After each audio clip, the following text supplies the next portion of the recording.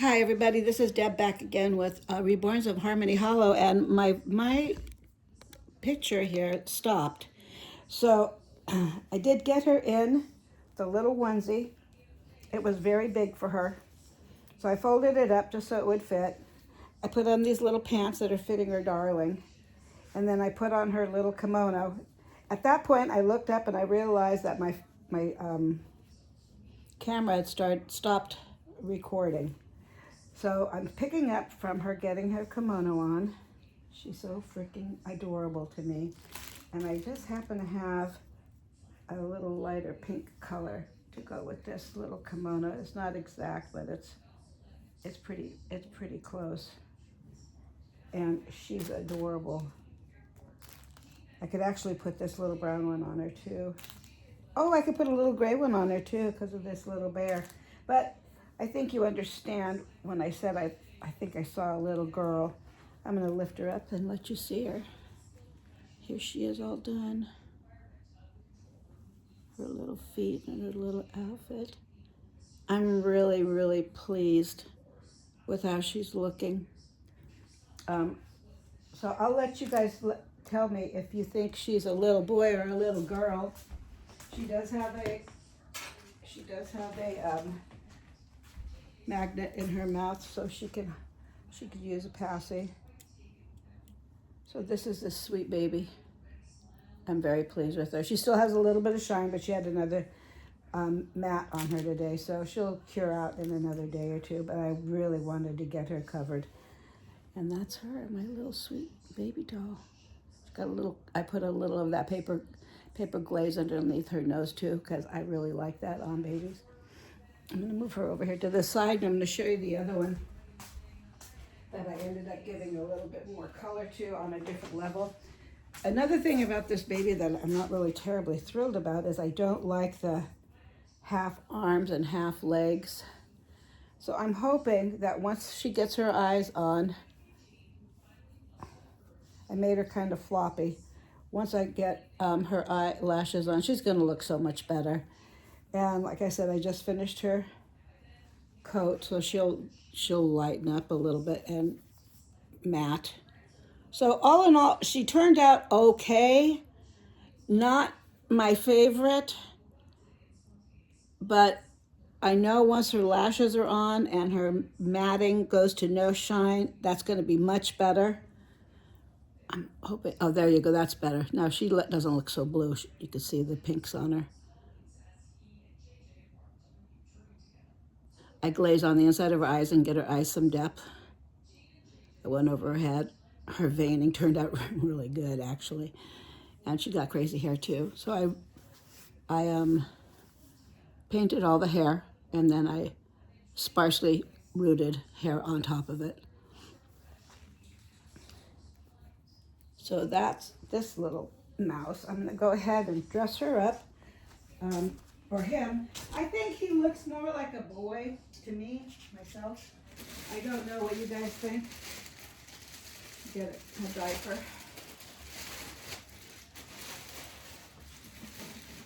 His lashes will be arriving, or her lashes, or their lashes will be arriving tomorrow. So I'm going to go ahead and cover him up because he's dry enough that I don't have to worry about prints or things on his skin. I just don't like these 3/4 legs, half legs. I like full body armatures, but I had this little person, so I made him. And that's all there is to that. I think once he's dressed, I'm going to like him better. So I'm going to make him a boy right now. Yeah, I'll make him a boy. Put a little onesie on his little self, like this.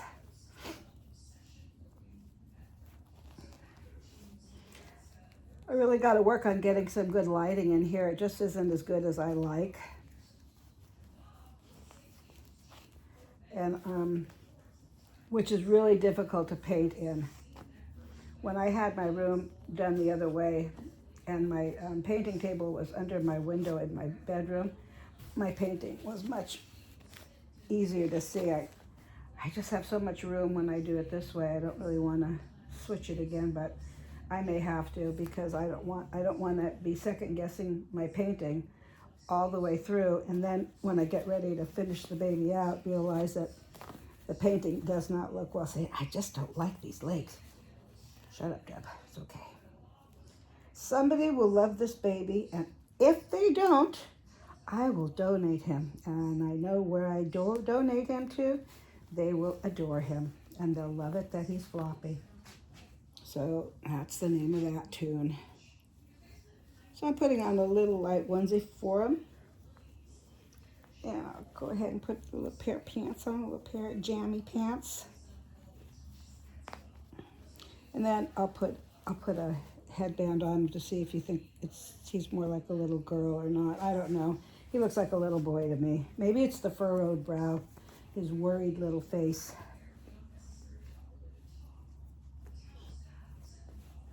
Come here, you.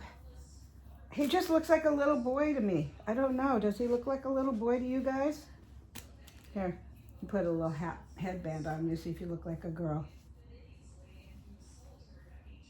I don't think so. I think he's a little boy. I really do. I don't know. Might be a girl once I get lashes on. Let me know what you think. I gotta get him another shirt to go over the top of this, but once again, this baby has a passy as well. He looks really cute, I think, with a pacifier in his face. So this little guy's done, and he's gonna sit over here with his sis. And now my rider. You've been so patient. Ah, there's my boy.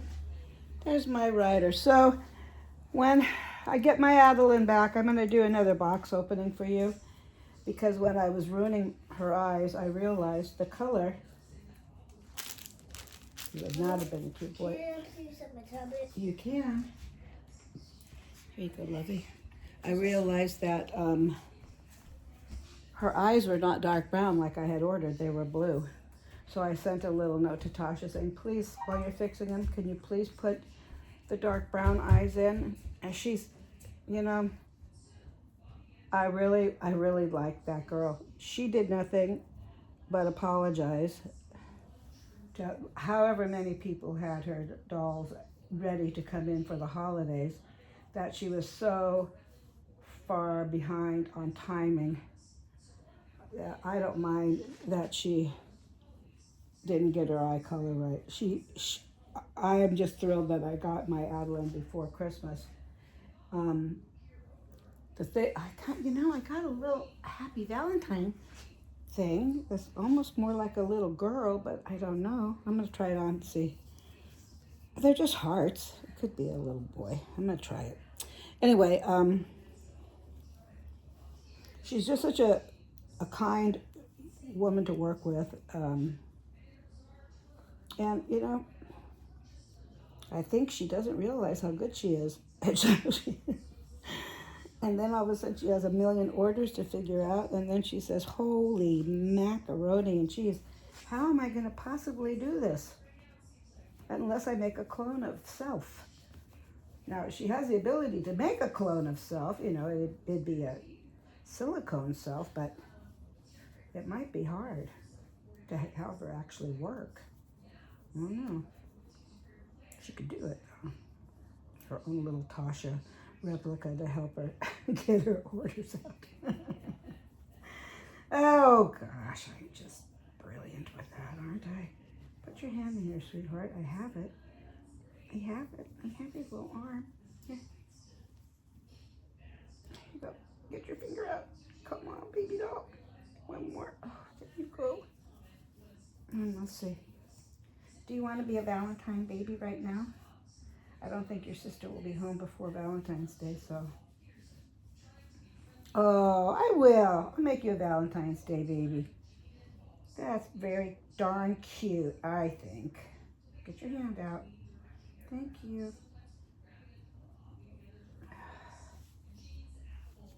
So that's what I got going on today. The last one, like I said, the lashes should be in tomorrow, and I'll take a follow-up picture when I got the lashes on, once I decide if that's going to be a little girl with lashes or a little scrapper boy. I don't know yet. But I am glad I put yet another coat of varnish on them. I still don't like the way the painting turned out.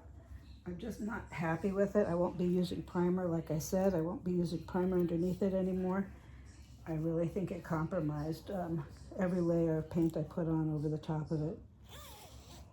Oh, Ryder! This baby is my little AJ Ryder, alias the Tate Sculpt from Tasha Edenholm, who I love. She's wonderful. Come here. Pick your face up. There you go, lovey. He takes a real pacifier. Let's brush your hair. And get ready for, you'll get ready for Valentine's Day. Oh, that's not too much of a girl. I know, he looks like a boy. There my boy is. There's my AJ Ryder. AJ for my son, Anthony Joseph. Ryder for the name I call him because he could no way replace my son, but I sure did appreciate having him to hug when I came home after my son passed away. Just saying, people who don't know the therapeutic value you can get out of these dolls mentally, try it out. You'll be surprised. It's an amazing thing. Well, it probably doesn't work the same way for everybody. I mean, let's be realistic. There are some people who look at reborns and they are so creeped out they don't know what to do with themselves. But for the ones who don't, and they can't justify purchasing it as a doll or a toy, when you stop and you explain to them on the great amount of comfort that they can bring you, happiness and joy they can give you while rocking them in the evening. She's a pretty little girl. I think she's a pretty little girl.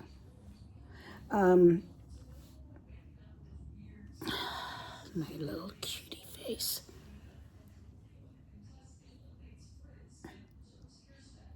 Oh, she's pretty. And then there's this one. Anyway, when you explain to them that they can get such an amount of, see, the color's just not right. Let me get you closer. That's better. That's what he looks like. He doesn't look so gray. But, you know, I wanted to get him up to show him to you. He's going to look much prettier with his eyelashes on. So those are my sweet babies getting ready to zoom into Valentine's Day. And do remember to let people know that may not understand the hobby, the craft, the passion that we as artists have for these dolls. Sometimes you just have to explain it to them a little bit. I realized that at the last couple of shows that I was on when I told them the amount of comfort that I got from this baby. Not only do I love making them, but you don't have to have an onset of early dementia or Alzheimer's or a disability that is so apparent that it can be seen or felt. You don't, anybody could benefit from these babies. Everybody has something, and everybody loves to feel needed and to get nurtured. And it's amazing that these little creations have the ability to touch so many people, whatever their personal reason is for it. I mean, there are so many things that these little creations benefit, and it's hard to explain to people unless you really talk to them. And that's one of the reasons I like selling my dolls a lot at the shows, because I actually get to talk to them. And even some of the people that say they're so creepy, I say, well, just come here for just 1 minute and let me talk to you for just 1 minute. And all I want to say to you is, all I want you to do is look at the painting and hold it.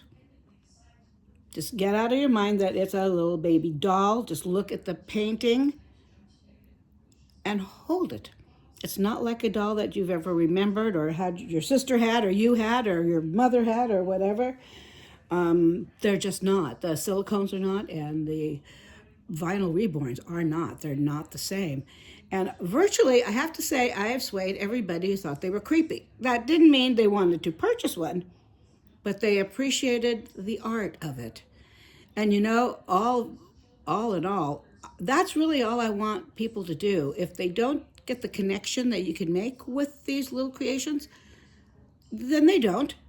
But if they don't snuff their noses up and say, oh, look at that old broad playing with dolls, if they don't do that and they actually say, let me see this work, that's awesome. You do a good job. I still think they're creepy, but you do a great job. I am happy. I am happy with that because they will look at the next doll artist or the next person who purchases one.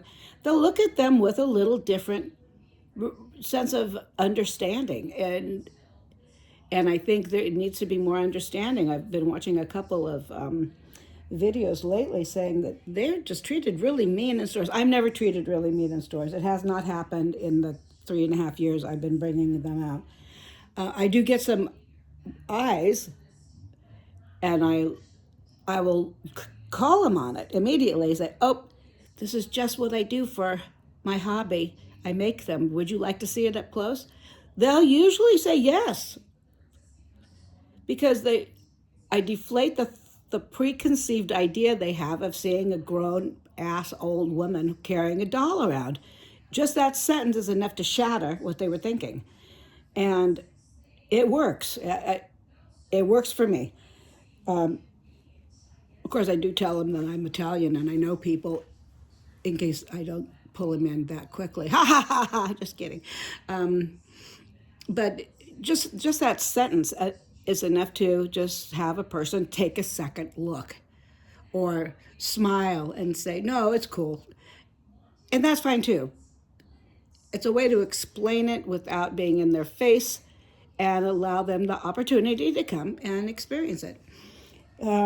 That's what I have to say about people that may be having trouble in stores.